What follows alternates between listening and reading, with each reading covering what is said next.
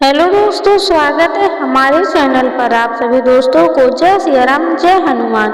होली का दहन और होली का महत्व समझने से पहले ये समझना जरूरी है कि यह पर्व सिर्फ रंगों और खुशियों का नहीं बल्कि एक गहरी पौराणिक कथा से जुड़ा हुआ है।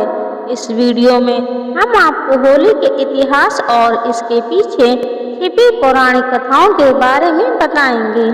पुराणों के अनुसार दानव राज हिरण्यकश्यप ने जब देखा कि उनका पुत्र प्रहलाद सिवाय विष्णु भगवान के किसी अन्य को नहीं भजता तो वह क्रोधित हो उठा और अंततः उसने अपनी बहन होलिका को आदेश दिया कि वह प्रहलाद को गोद में लेकर अग्नि में बैठ जाए, क्योंकि होलिका को वरदान प्राप्त था कि उसे अग्नि नुकसान नहीं पहुंचा सकती। किंतु वह इसके ठीक विपरीत होलिका जलकर भस्म हो गई और भक्त प्रहलाद को कुछ भी नहीं हुआ। इसी घटना की याद में इस दिन होलिका दहन करने का विधान है। होली का पर्व संदेश देता है कि इसी प्रकार ईश्वर अपने अनन्य भक्तों की रक्षा के लिए सदा उपस्थित रहते हैं। होली की केवल यही नहीं बल्कि और भी कई कहानियां प्रचलित हैं। होली की एक कहानी कामदेव की भी है।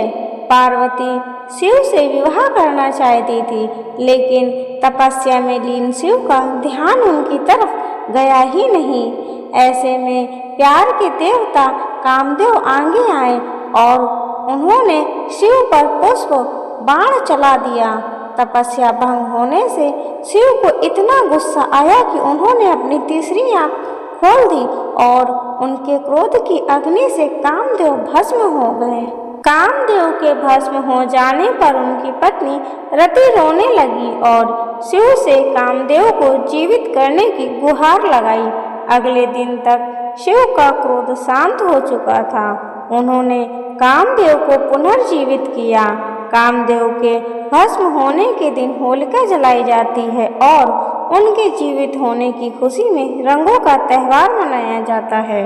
महाभारत की एक कहानी के मुताबिक युधिष्ठिर को श्री कृष्ण ने बताया, एक बार श्री राम के एक पूर्वज रघु के शासन में एक असुर महिला थी। उसे कोई भी नहीं मार सकता था क्योंकि वह एक वरदान द्वारा संरक्षित थी। उसे गली में खेल रहे बच्चों के अलावा किसी से भी डर नहीं था। एक दिन गुरु वशिष्ठ ने बताया कि उसे मारा जा सकता है यदि बच्चे अपने हाथों में लकड़ी के छोटे टुकड़े लेकर शहर के बाहरी इलाके के पास चले जाएं और सूखी घास के साथ साथ उनका ढेर लगाकर जला दें। फिर उसके चारों ओर परिक्रमा दें, नृत्य करें, ताली बजाएं, गाना गाएं और नगाड़े बजाएं। फिर ऐसा ही किया गया।